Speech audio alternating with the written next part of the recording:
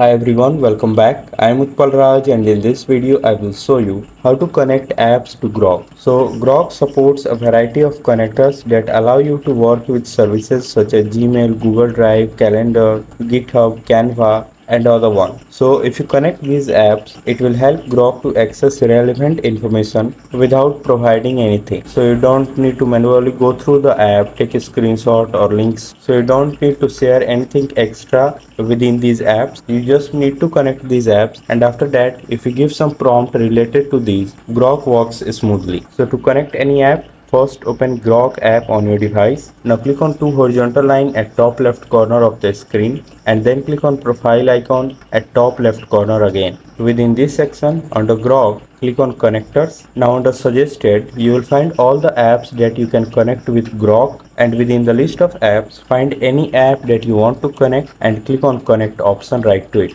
After that, again click on connect. Now all you need to do is follow the on-screen instructions. Just enter your account details, log in with password, and then allow access of your data and selecting all the services, and after that select all the services and click on continue. Now Grok have access to that app with your account, and you can repeat the same step to connect any of the app within the list. So if this video helped you in any way, make sure to like it, share it and subscribe to this channel. Thanks for watching.